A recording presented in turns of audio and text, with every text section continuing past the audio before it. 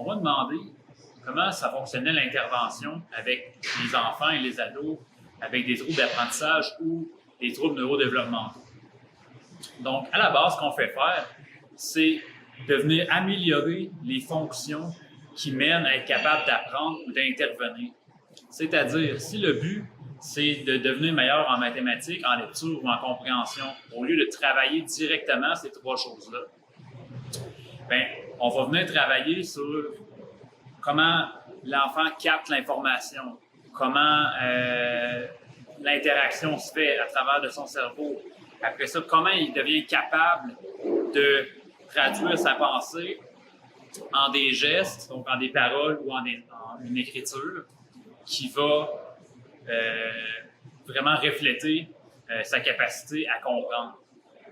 Après ça, évidemment, en améliorant ces choses-là, on va aussi venir améliorer la vitesse à laquelle ça va se passer, et l'efficacité et la précision de ce qu'il peut faire.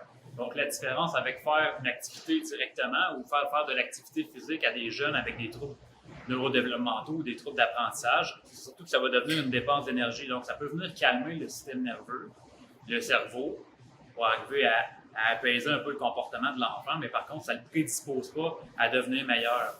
En travaillant les bases, mais on potentialise les capacités de l'enfant à devenir meilleur, à apprendre mieux, et à ce que son cerveau en vienne à mieux fonctionner aussi. Donc, la façon que ça fonctionne, c'est qu'on a une évaluation qui nous permet de voir où est-ce que l'enfant part en termes de capacité.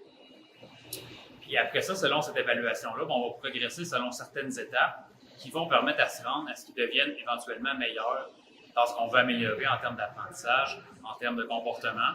Donc, c'est un peu la même chose, le même parallèle qu'on peut faire avec, exemple, une préparation physique pour un athlète qui va devenir meilleur à jouer au hockey. Mais on ne fera pas juste jouer au hockey, on va le faire travailler selon un certain ordre, selon son âge, éventuellement ce qui va meilleur sur la glace, mais il y a plein de choses à travailler qui vont le rendre meilleur.